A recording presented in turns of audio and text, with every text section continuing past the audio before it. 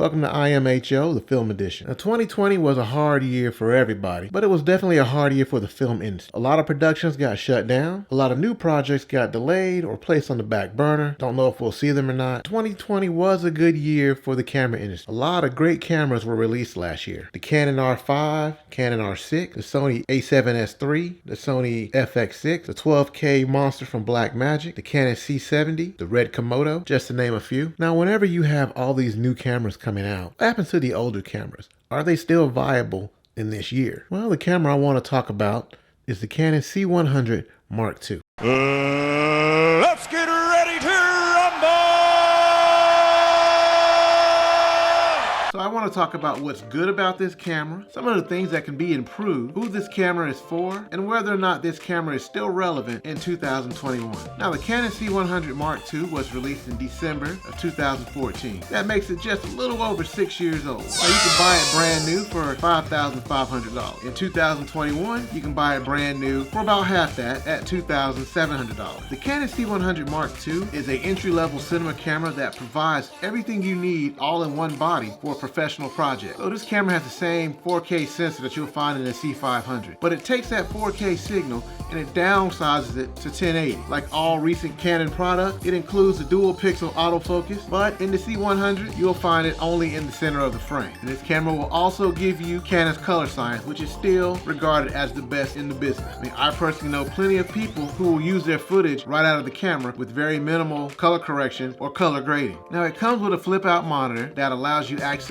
to all the system menus. And in 2021, there are still some cameras that don't have this. I personally like to use the Atomos Shinobi, but if you want to use an external recorder like the Ninja V, you can do that because this camera also has a clean HDMI output. And that just means all the display information will not be recorded. It'll just be the picture that you're trying to get. C100 Mark II has dual SD card slot, and the good thing about these is that you can record to both of them simultaneously, or you can fill up one card and then have it start recording to the other card. Now, the good thing about running them simultaneously is that sometimes an SD card will fail. So that way you have an automatic backup. And because of the codec that is being used on this camera, you have very small file sizes which your editing program will thank you for. Since this camera is a cinema camera, it does not have a record limit. There are still some cameras out there that have a 25 to 30 minute record limit before it shuts off automatically and you gotta hit record again. This camera is very power efficient, so that battery will last you a long time, or you can just get the AC adapter. It has two built-in XLR inputs that are connected to great preamps, and those inputs provide phantom power. So again, this is an all-in-one package. This Canon comes with built-in ND filters, which allow you to use your lens wide open even in the bright sunlight.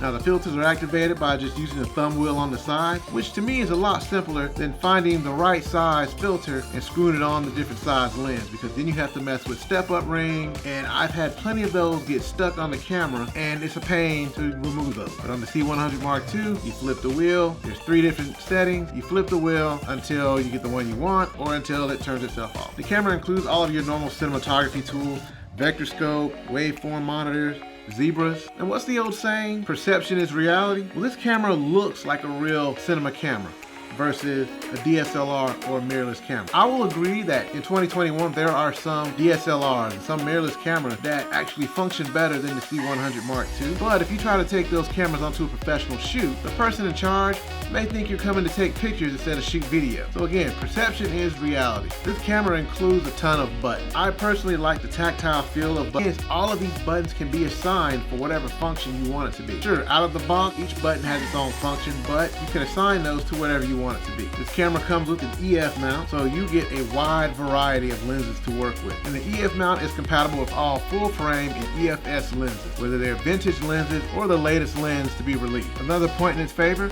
is the huge exhaust fan on the back, so no overheating issues with this camera. So basically, this camera can go all day long. It's not going to overheat. You have a lot of power options. You have the dual SD cards and the small file sizes. So that's all the good things about the camera. Here are a few things that should be improved. This camera does not include a touchscreen on the flip out monitor. Personally, I like the little joystick that comes with it. But like I said, I like the tactile feel of the button. But for some people, that can be an issue. This camera does not have 4K, so it's not future-proof. Now, if you are serious about being a professional filmmaker, I know that there are some short film festivals that will not take 1080p, that you need to have 4K. It only goes up to 60 frames a second. So you can get slow motion, but it's obviously not 120 or 180 frames per second. There's no IBIS, so there's no in-body image stabilization. To me, that just means you need a tripod or you need some form of stabilization. This camera only shoots in 8-bit and not 10-bit. Now I understand you want a lot more information for when you're color grading and editing. You want your highlights and your shadows to be more pronounced and have all the information in between. That just means this camera forces you to get everything you want in camera because you won't be able to fix a lot of things in post. So who is this camera for? Well, it's an entry-level cinema camera in the Canon line. So if you plan on going to the C200, C300,